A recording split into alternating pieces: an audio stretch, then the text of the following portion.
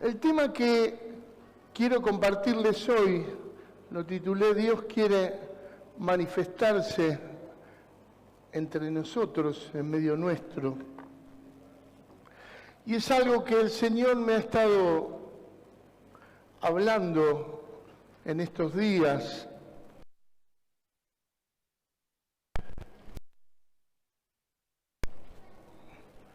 Que tiene que ver con la experiencia que vivió la iglesia primitiva,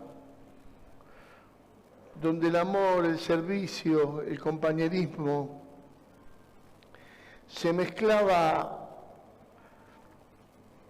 con un obrar sobrenatural del Espíritu Santo. Bájale un poquitito el volumen, Gus, me parece que...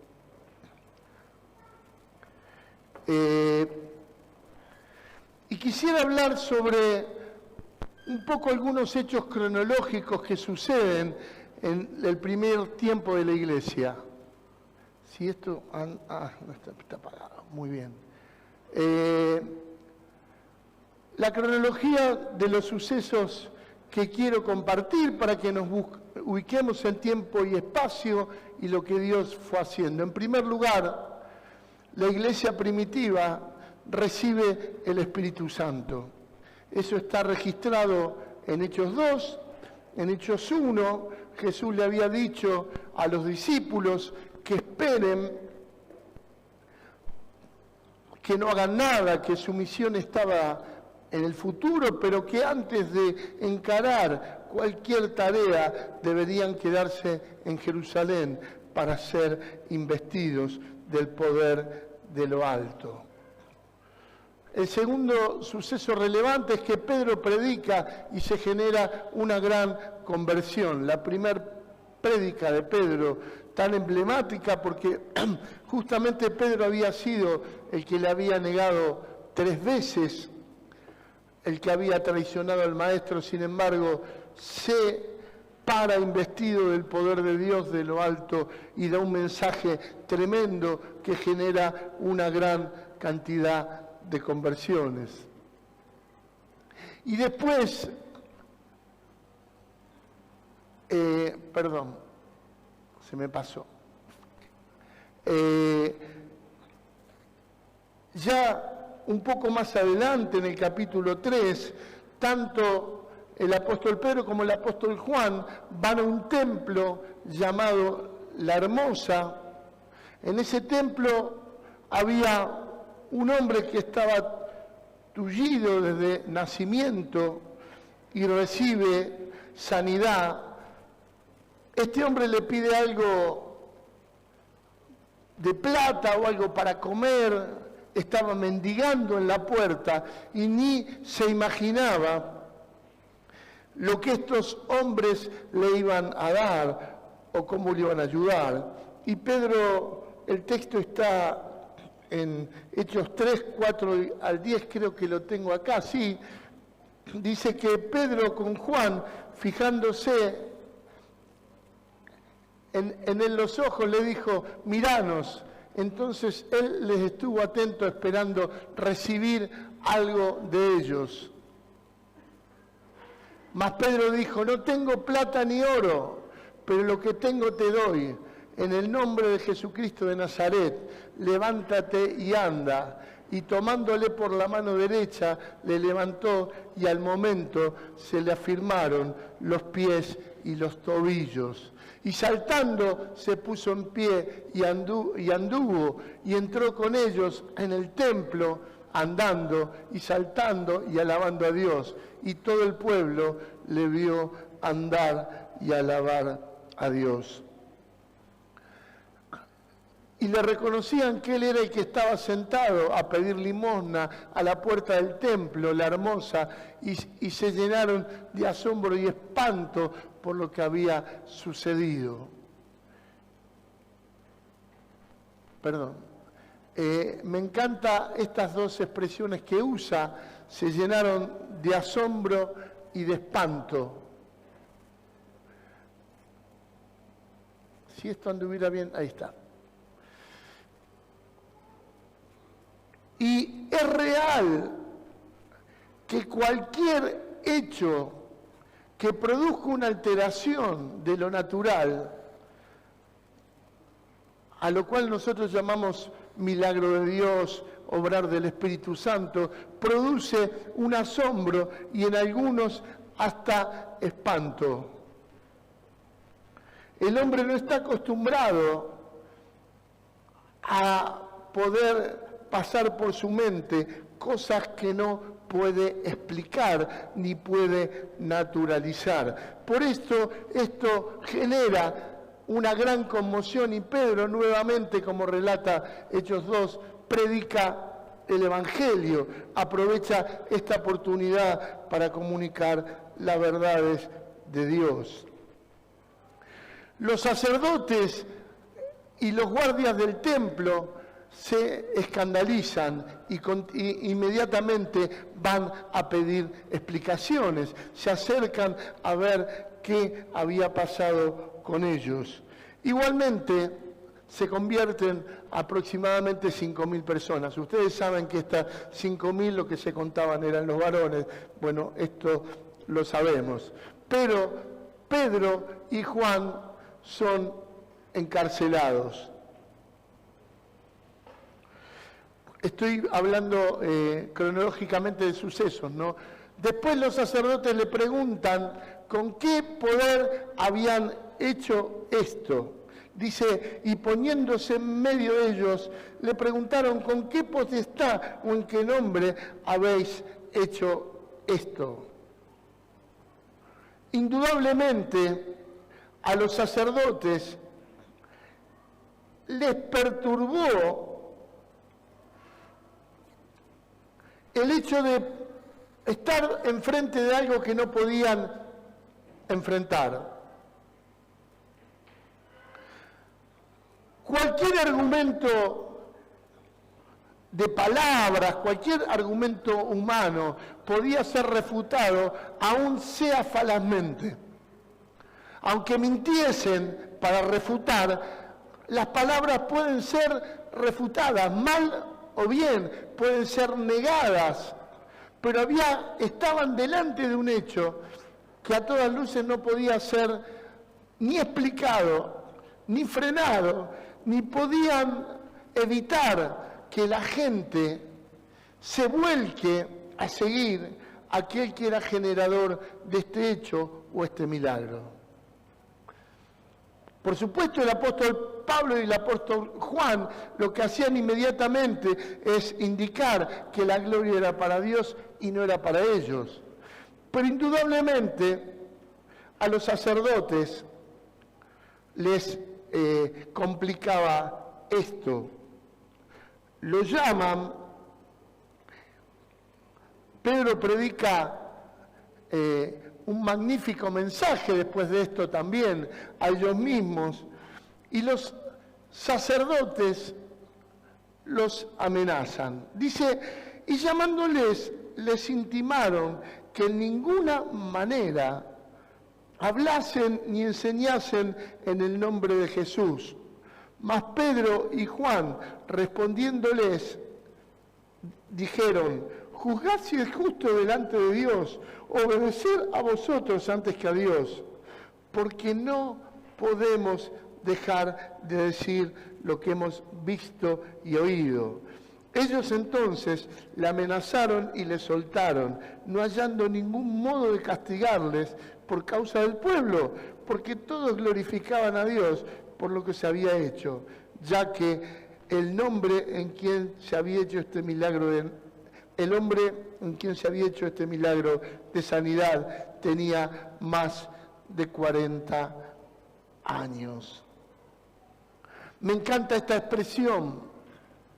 No podemos dejar de dar testimonio, de ser testigo de lo que hemos visto y oído.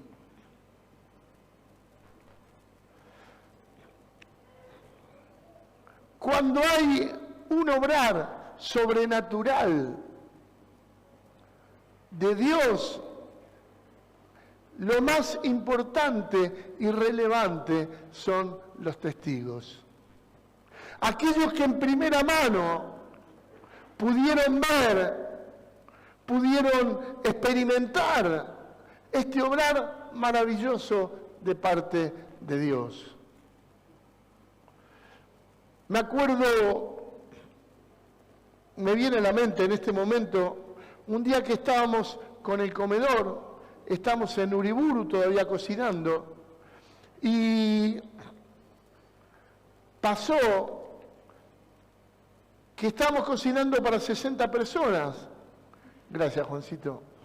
Con el frío que hace acá se viene bárbaro. Y viene, no me acuerdo quién es el que vino, pero me dijo, no, pero hoy eran 90.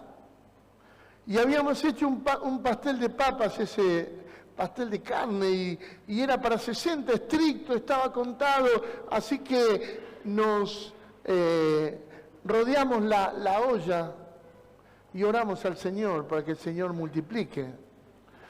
Y me acuerdo que terminamos teniendo que salir a regalar pastel de papas a la calle porque nos alcanzó y nos sobró. Y allí estaba una hermana que ustedes recordarán que estuvo misionando en Argentina con nosotros, de Italia, Mimi, allí en ese momento, y cada vez que yo voy a Turín cuenta esto. Fue testigo. Los testigos de los milagros de Dios son impactados definitivamente. Mirá, cualquier argumento puede ser refutado, pero cuando Dios se manifiesta milagrosamente, no hay manera de que cualquier argumento sea refutado. Ustedes conocen o algunos han conocido la historia de Paula y Sasa, yo se lo he contado en algunas oportunidades, pero esta mañana me estaba acordando, Paulita, sus padres tuvieron un accidente entre una localidad de Córdoba y Río Tercero, se cruzó una camioneta y mató al padre, que era amigo mío, Sergito Izaza, Checho, a su esposa y a 2 de los niños, y quedó solamente Paula viva. Había quedado con todo el costado izquierdo prácticamente destrozado, y en una oportunidad en terapia intensiva su mano izquierda había tomado el doble del tamaño que tenía que tomar y estaba negra, estaba necrosada. El jefe de la guardia de terapia lo llama al cirujano en traumatología y le dice, tenés que cortarle la mano a Paula porque si no la gangrena va a subir y va a morir. Y este hombre entró a terapia a ver, y cuando entra a terapia sintió que un velo se le puso delante de él y sintió una voz que le decía, no le toques la mano a Paulita. Y dice que esa voz a él le produjo una sensación de terror, que fue al jefe de terapia y le dice, mirá, dame 3 horas, pero vos estás loco, en 3 horas se muere, no, por favor, dame 3 horas, yo quiero ver qué hago, y tuvo que firmar papeles, no me acuerdo mucho los detalles, pero se fue a su casa.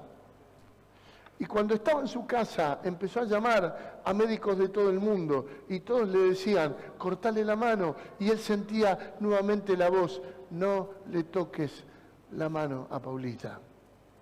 A las 3 horas él le había hecho una pequeña incisión, 3 incisiones en la mano, y a las 3 horas él llamó por teléfono a terapia y le dijo a una de las enfermeras, por favor, acércate a ver la mano de Paula.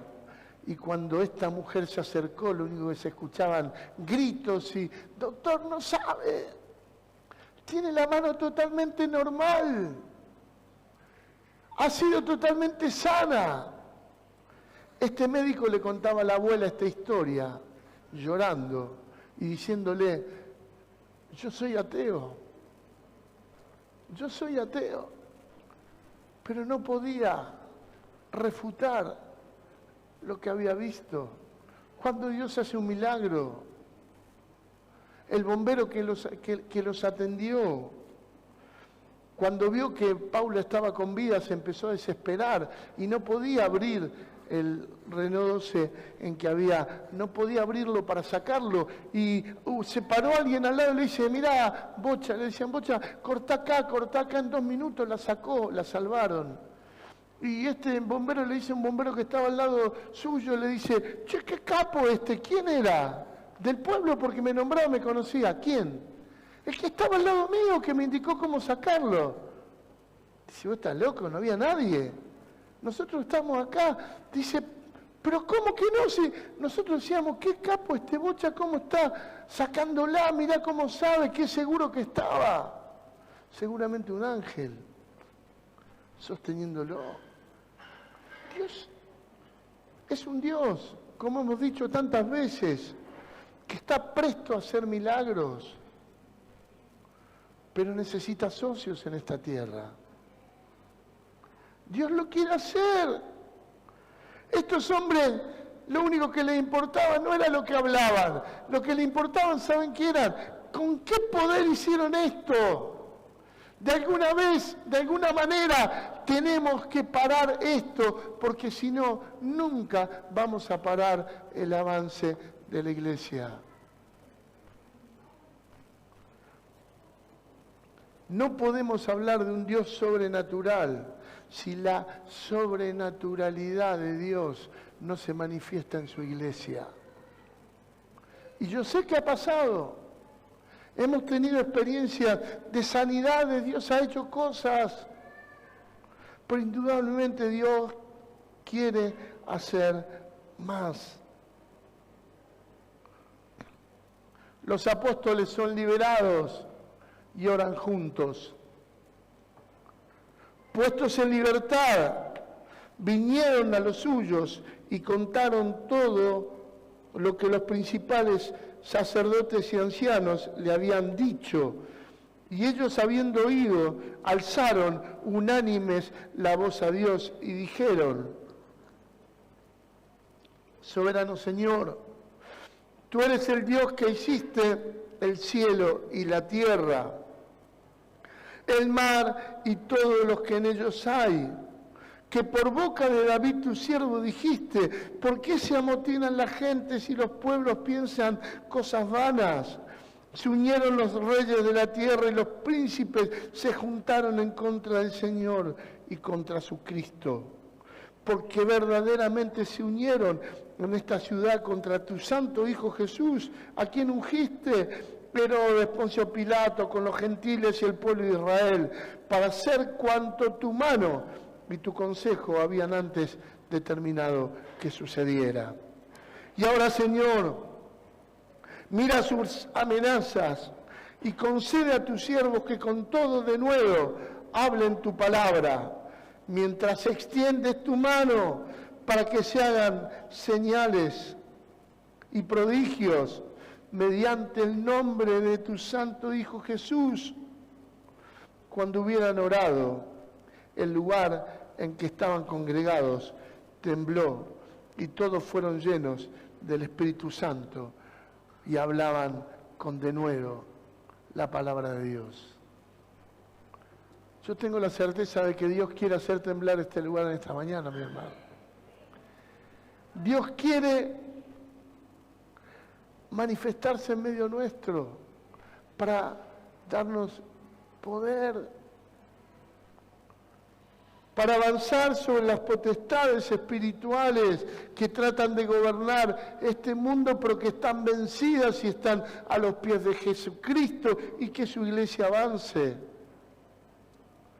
Cuando yo tenía 17 años y Daniela tenía 15, aproximadamente, quizás 18, yo 16 ella, no éramos novios todavía, pero ella estaba en Bahía Blanca y yo fui a visitar a mi hermano que estaba haciendo el servicio militar allí. Y vino un pastor de Finlandia. Ahora cuando voy a predicar a Finlandia, hablo de ellos Y cuando yo les hablo de que lo conocí, para ellos es como si hubiera conocido a San Martín, más o menos, un prócer para ellos. Se llamaba Nilo Ilivanio. El salón era un poco más chico que este, donde se hacía la campaña, pero nunca vi cosas tan tremendas como con este hombre. Me acuerdo, había un muchacho con el bracito cortito, y este hombre se acercó y le agarró la punta del dedito que tenía y le tiró el brazo para afuera. Él caminaba por el salón y no oraba por la gente y la gente se caía para todos lados. Vi cómo gente en silla de ruedas se levantó y fue sanada. En una reunión estábamos y con Daniela nos empezamos a mirar, pues este hombre empezó a orar y se empezó a sentir un viento que a toda velocidad rodeaba el salón. Y nos acordamos del texto de los Hechos. Hablando con un hermano me contó que este hombre, yo creía que él había muerto en un bautisterio, pero me aclararon que fue un discípulo de él, pero este hombre estaba en Madrid caminando con un amigo y de golpe dice el Señor, y salió corriendo con la mano así y cayó muerto. Me acordaba de los carros de fuego. No había carros de fuego, pero él salió corriendo viendo a su Señor que lo venía a buscar. Ahora, ¿sabés qué impresión me causa esto? ¿Por qué? ¿Por qué no? ¿Por qué no? Es el mismo Dios. El que quiere operar en cada lugar. Estuve en mi viaje con un gran amigo, pastor en realidad no es pastor, pero él está haciendo una obra terrible entre los chicos musulmanes con una escuela de fútbol. Yo lo he contado a veces. Y este es un loco terrible y se le ocurrió ayudar a gente de la guerra a traer ucranianos a España. Sin un peso, sin un peso. Tiene por ahí para pedirle a algunos, pero vio un convento de monjas que estaba sin uso y empezó a orar por eso y le hizo una oferta. No, le dijeron que no y siguió clamando al Señor y se lo dieron y habló con un tal, para los futboleros, Keylor Navas y otro más que son amigos de él. Pusieron el dinero para 2 años y tiene 150 mujeres y niños de Ucrania parando en ese lugar. Ahora, una de las cosas porque él trajo todos hermanos, habló con una congregación, los maridos estaban en la guerra y ellos se fueron a España. La cantidad de milagros que esta gente contaba haber vivido. Haber sido salvos en medio de una bomba y que la bomba matase a un montón de gente y, como dice la palabra, caerán de un lado y del otro, pero Dios es un Dios real y que quiere operar de manera milagrosa entre nosotros. Quisiera, que saquemos algunas conclusiones habiendo visto esta cronología. Esta iglesia incipiente vivía con asombro el obrar maravilloso de Dios. Por supuesto, los discípulos habían estado con Jesús y no se sorprendían, pero ¿de qué sí se sorprendían los discípulos? ¿Qué les parece? ¿Cuál sería la sorpresa de los discípulos?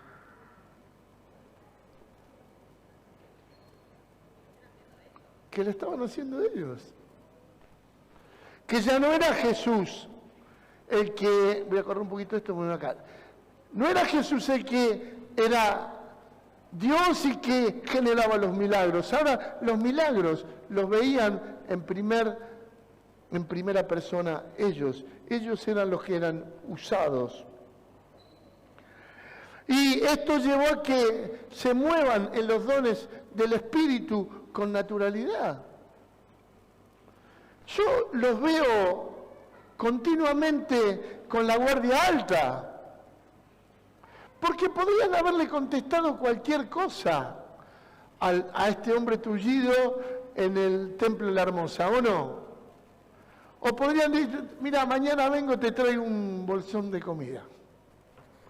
Pero estaban continuamente atentos a ver dónde Dios ponía una situación en la cual se pudiese manifestar en medio de ellos.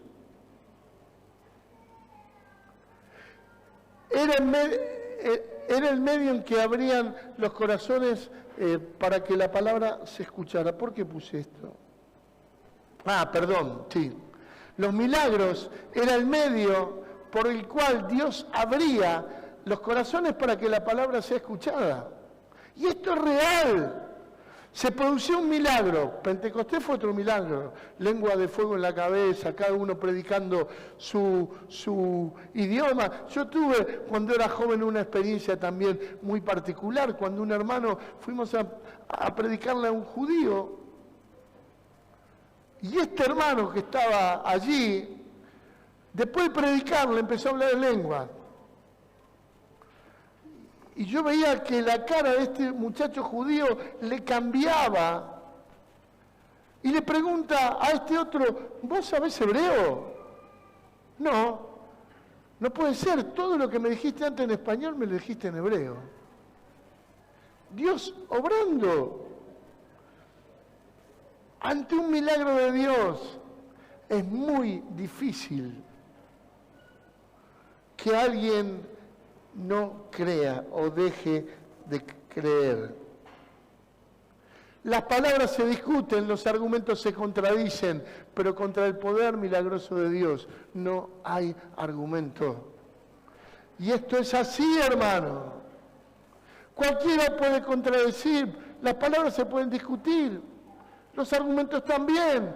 Y andás a saber, ¿y quién escribió la Biblia? ¿Viste cuando vos predicás? ¿Y quién escribió la Biblia? ¿Y por qué crees eso? ¿Y por qué tenemos que creerlo? ¿Y qué sé yo? Y de golpe, ¡pum! Todos los argumentos se van cuando nuestro Dios de milagros se hace presente. La primera preocupación de los sacerdotes fue simplemente: ¿de dónde sacaron el poder? Apagar las palabras es más fácil, apagar el poder es imposible. El daño que le hace a la potestad de las tinieblas, la manifestación del poder de Dios es increíble. Es increíble. Cuando hay un milagro, no hay argumento, no hay diablo que valga. Muchos llegan al conocimiento de Dios. Ellos no consideraron las amenazas como una razón para no predicar más. Ustedes no prediquen más ahora, se van a su casa. Todo lo contrario. Y este proceso sí lo quiero marcar. Lo primero que hicieron es se juntaron en una oración unánime. El domingo pasado, yo no sabía de qué iba a hablar este domingo, pero estoy seguro que Dios sí sabía. La unidad del cuerpo de Cristo es una necesidad imperiosa para que Dios se manifieste en medio nuestro. Los egoísmos, las apetencias personales, los enconos, cuando se trata de exponernos a Dios para que Dios nos use y para que Dios obre, es una condición sine qua non, no se puede discutir. Los egoísmos personales, las apetencias personales, los rencores tontos, las separaciones tienen que ser puestas de lado.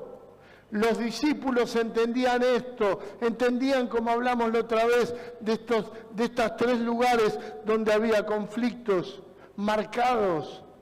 En Corintios, en Corinto, hablamos de Filipo, hablamos de Galacia. Ellos entendían que tenían que ser solucionados y esta iglesia incipiente lo primero que hizo ante esta situación es juntarse en unanimidad a clamar al Señor. No caigas, y lo vuelvo a decir y vuelvo a ser reiterativo, no caigas en la trampa del diablo que divida tu corazón con tu hermano. No caigas,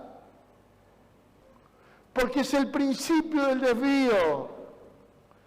Cuando yo me cierro a mi hermano, me empiezo a desviar de a poquito y decir, es poquito, pero después 10 kilómetros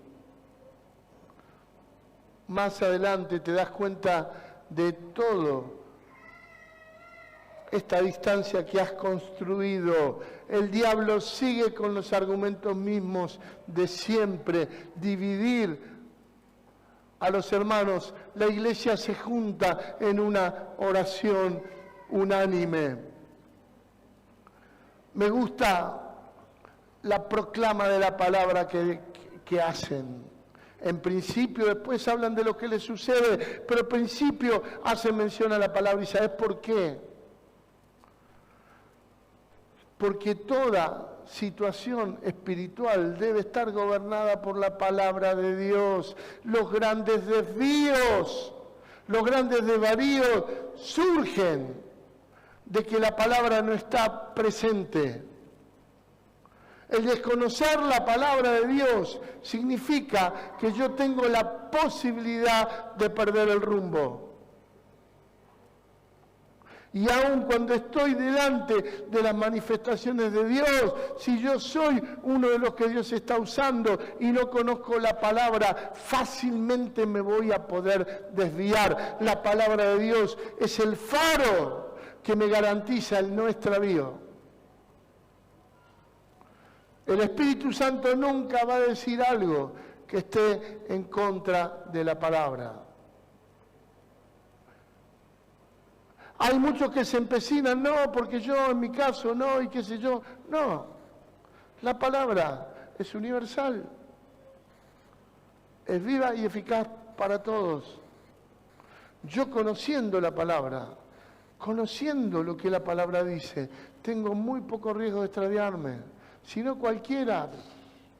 Ay, mirá, viene esta moda, me voy con esta moda, con la otra. Cuando yo conozco la palabra, ¿vieron la iglesia de Berea? Cuando fueron a predicar, no, a ver, ¿qué es lo que decís? A ver si está con la Torá de acuerdo, si no, no te vamos a creer. Proclaman la palabra, piden valentía y arrojo para ellos. Piden valentía y arrojo. Señor, que no nos falte el denuedo.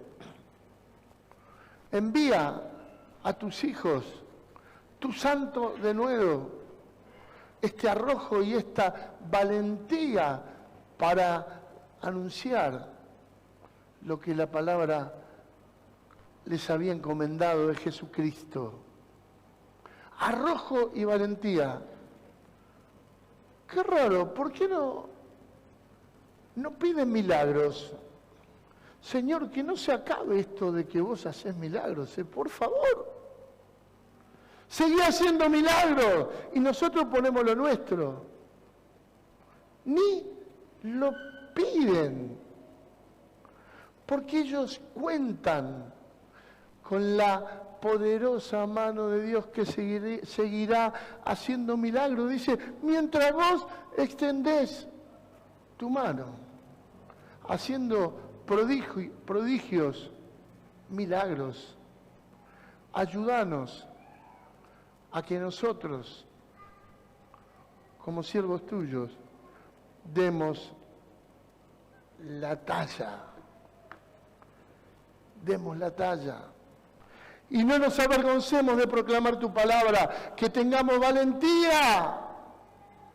Cuando aún alguno hasta nos puede querer quitar la vida, simplemente por ser discípulo de Cristo, nuestra vida está en tus manos, Señor.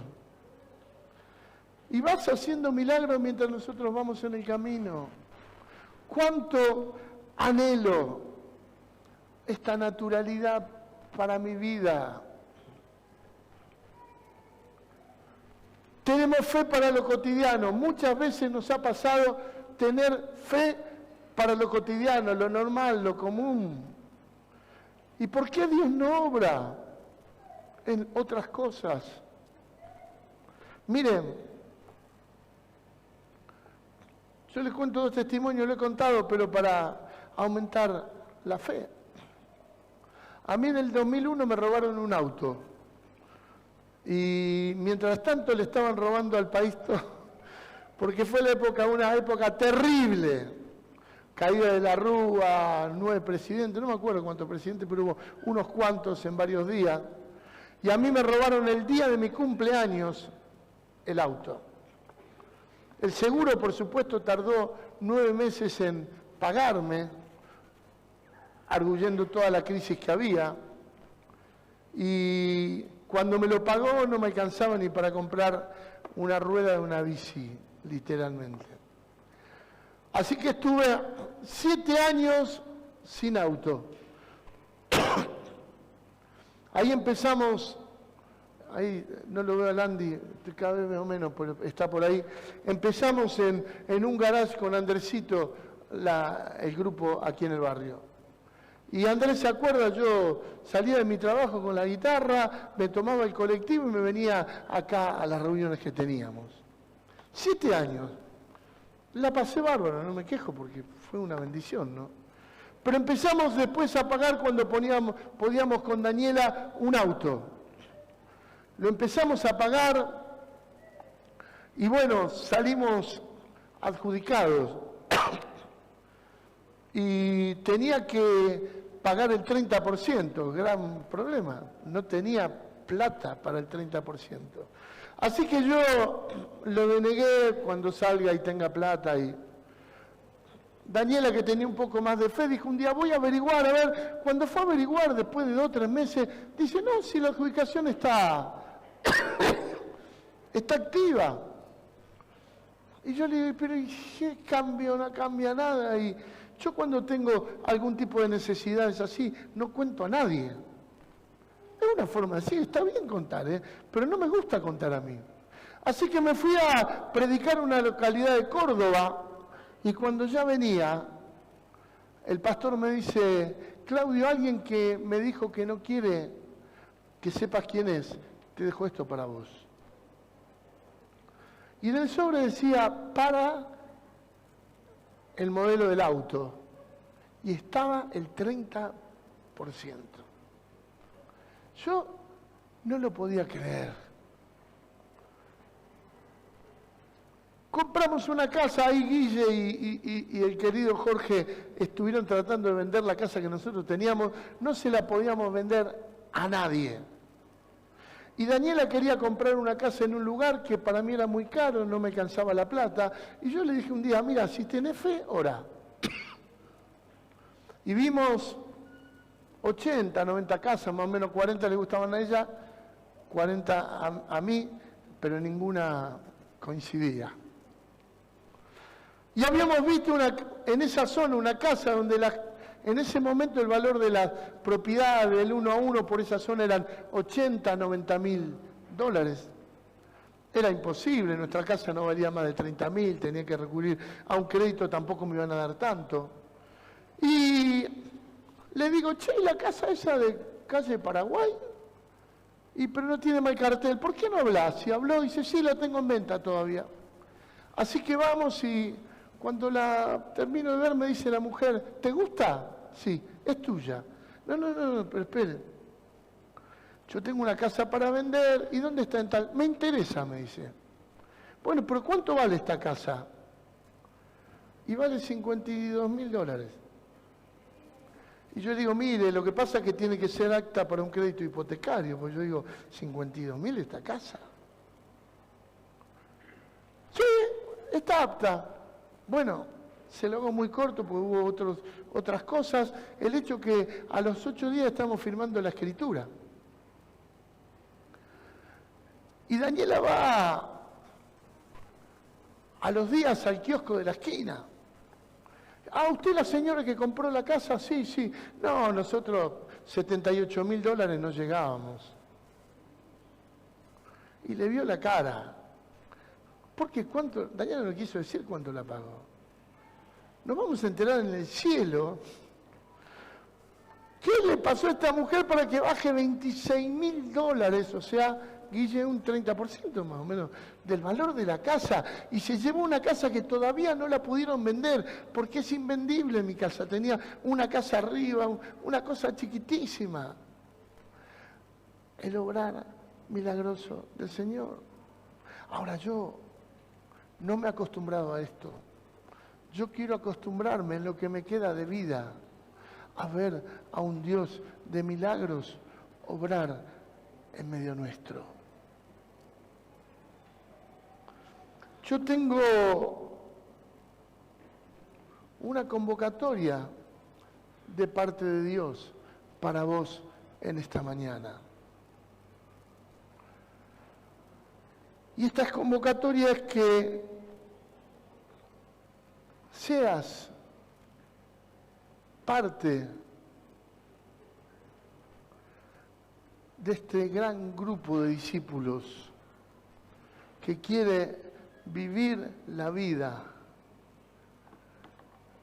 con un corazón abierto, un espíritu abierto a la sobrenaturalidad de Dios, a un obrar milagroso de Dios en medio nuestro.